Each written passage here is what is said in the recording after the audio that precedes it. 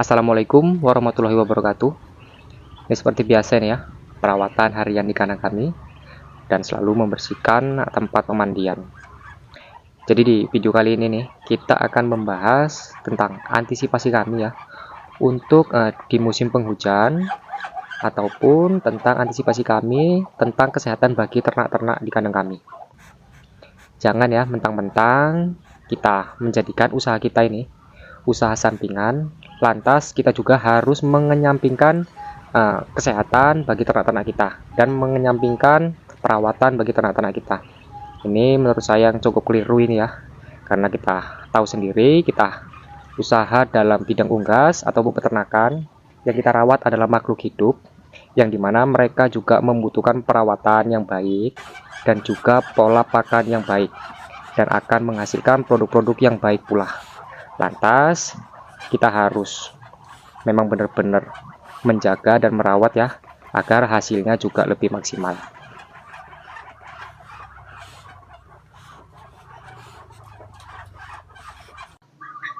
Nah, jadi untuk cara kami ya mengendalikan penyakit pada ternak-ternak kita, yaitu harus membersihkan tempat pemandian teman-teman.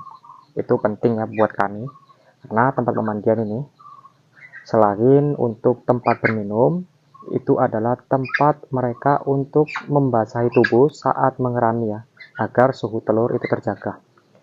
Jadi untuk di kandang kami nih teman-teman ya, penggantian tempat pemandian ini ya, setiap hari teman-teman. Setiap pagi kita memang selalu mengganti tempat pemandian ini ya. Ini yang baru saja kita bersihkan ini. Ini kenapa airnya kosong? Ini memang sengaja teman-teman ya. Memang kami setiap 3 hari sekali atau 2 hari sekali kami membuat sterilisasi terhadap kolam tempat pemandian ya. Ini nanti kita biarkan sampai kering total. Sampai kering total baru nanti kita isi air kembali. Nah, bertujuan kenapa ya? Itu untuk membunuh ya bakteri-bakteri ataupun virus-virus yang ada terdapat di dasar kolam.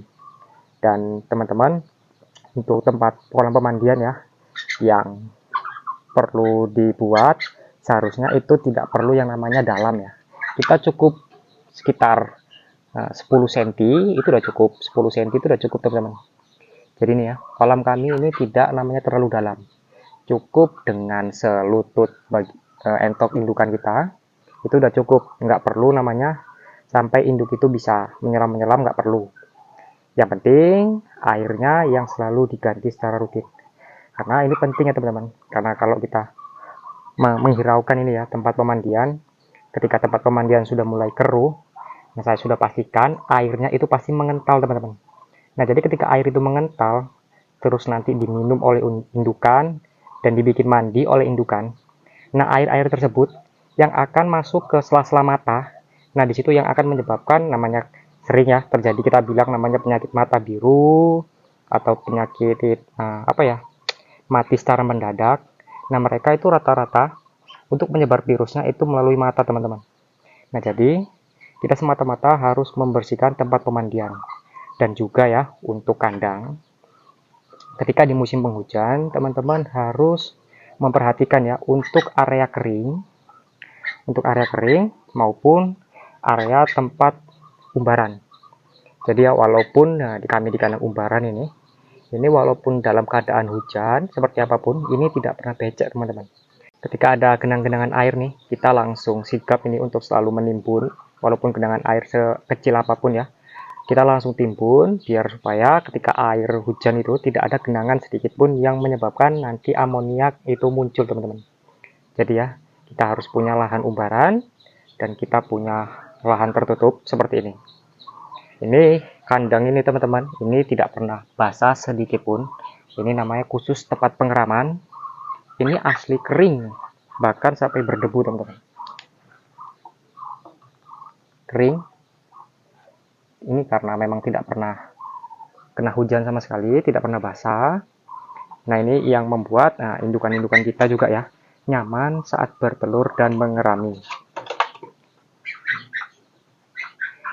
Nah, jadi kita harus senantiasa ya memang benar-benar merawat dengan secara baik ya. Karena kalau kita memberikan perawatan yang baik nih, saya bisa pastikan untuk hasilnya juga akan lebih baik dan ternak-ternak kita dalam keadaan sehat.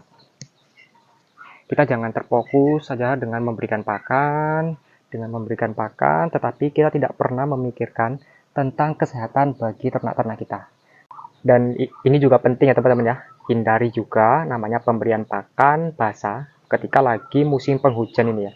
Karena ketika cuaca itu dingin teman-teman, ketika cuaca dingin, indukan-indukan kita terlalu banyak menggunakan ransum pakan yang basah ya, itu akan menyebabkan indukan ini terlalu sering membuang kotoran. Nah, di situ yang membuat ternak-ternak kita ini biasanya kembung atau biasanya itu malas bergerak, dan suhu badannya bisa saya pastikan itu pasti dingin. Teman-teman ketika mendapatkan ternak-ternak yang seperti itu ya, nah langsung teman-teman pindahkan ke dalam tempat yang lebih kering dan diberikan ransum pakan kering. Jangan diberi pakan basah. Karena ketika kita memberikan ransum pakan basah ini ya, pada ternak-ternak kita ketika musim penghujan ini, itu sangat fatal teman-teman. Usahakanlah memberi pakan itu dalam metode kering, harus 100% kering dalam musim penghujan. Itu yang antisipasi kami ya, untuk meningkatkan daya imun bagi ternak-ternak kita, lebih sehat dan tidak mudah stres. Udah gitu dia tidak mudah namanya masuk angin teman-teman. Kalau biasanya kembung, biasanya untuk anak-anakan ini ya biasanya yang sering terjadi. Ketika anak-anakan entok ini kembung, itu biasanya akan mati dengan tiba-tiba teman-teman. Jadi memang kalau di kandang kami nih ya, kami walaupun dalam kondisi hujan, walaupun dalam kondisi kemarau, kami selalu menggunakan teknik pakan kering. Kami tidak pernah mencampur air sedikit pun teman-teman pada ransum pakan. Kenapa? Karena ketika ransum pakan basah, nanti ketika induk-indukan ini makan, pakan itu jatuh ke area bawah tempat makan, ini akan kepijak-pijak oleh induk-indukan, dan itu akan yang menyebabkan munculnya jamur-jamur teman-teman pada pakan yang ketika udah jatuh di tanah. Nah setelah itu nanti dimakan lagi oleh indukan kita. Itulah yang terkadang kita kurang memperhatikan akan hal tersebut. Memang ya dampaknya nggak langsung terjadi ya teman-teman, tapi itu bakalan lambat launnya pasti akan terjadi dan akan berakibat fatal. Kita senantiasa ini memang harus memikirkan tentang kesehatan ternak-ternak kita dengan memberikan perawatan yang baik, insya Allah hasilnya baik. Jangan hanya sekedar memberikan pakan saja fokusnya, dengan mengirit-ngirit pakan terus, tapi tidak mengimbangi dengan nutrisi, dengan kualitas pakan, apapun ceritanya ya. Mau kita antisipasi seperti apapun, ketika kita memberi perawatan yang buruk ya, hasilnya sudah saya pastikan juga akan buruk teman-teman. Karena dibalik ransum pakan yang baik ini ya, pasti akan berdampak baik bagi ternak-ternak kita. Yang biasanya teman-teman lakukan ini, itulah yang menyebabkan indukan-indukan kita ini kurang tahan terhadap hawa hujan ataupun dalam musim penghujan. Itu biasanya indukan-indukan itu banyak yang mati teman-teman. Bahkan ada yang mati satu kandang, itu ada di dekat daerah rumah saya juga ada teman-teman. Teman saya dulu pernah ada yang namanya kena penyakit itu satu kandang habis teman-teman. Nah itu tadi teman-teman, ketika di musim penghujan, para rekan-rekan tersebut menggunakan pakan basah dan menghiraukan tempat pemandian ya. Kita tahu tempat pemandian dan pakan ini pengaruhnya besar teman-teman pada sistem pembibitan, karena memang dampaknya itu lebih terasa teman-teman ketika ransum pakan dan tempat pemandian. Jika tidak ada tempat pemandian, memang bisa bagus, telurnya juga bagus, dan indukan-indukan juga bisa bagus. Tetapi ya, nanti kita bakal mengalami namanya indukan ini, bulunya itu kusam. Ketika bulu-bulunya itu kusam teman-teman, saat mengerami, nanti telur-telur tersebut tidak dapat dikekapi seutuhnya oleh indukan-indukan kita. Nah, disitulah yang menyebabkan tingkat kefertilitasan rendah. Walaupun dia fertil, saat dirami dia mati di tengah jalan teman-teman. Karena suhu bulu tubuh badannya itu tidak menutupi telur-telur yang dierami oleh indukan. Nah ini teman-teman, indukan-indukan kami yang lagi mengerami nih ya. Ini ada sekitar 19 indukan yang lagi mengerami, dan yang bertelur ada 7 indukan. Itu yang di mesin tetes juga ada. Nah, ini mesin tetes kita yang baru, belum selesai. Karena telur kita untuk saat ini makin bertambah terus, makin melimpah, jadi kita menambah mesin kapasitas 100. Nah ini teman-teman ya, untuk area kandang ini memang selalu kering dalam kondisi apapun teman-teman, selalu kering. Nah ini teman-teman bisa lihat kering total. Jadi memang kalau dalam sistem pembibitan lebih bagusnya itu memang kandang umbaran daripada kandang sekat ya, lebih bagusnya kandang umbaran. Karena kalau kandang sekat ini biasanya dalam kondisi hujan, walaupun seperti apa indukan tersebut bakal namanya di daerah di luang lingkup sekatan aja ya, pastinya juga pasti akan lembab dan basah. Tapi kalau ketika di lahan umbaran, mereka itu ada lahan tempat kering dan ada di lahan terbuka. Jadi mereka bisa keluar ke sana kemari. Jadi di area sini ini selalu kering, tidak menumpuk menjadi satu di sini.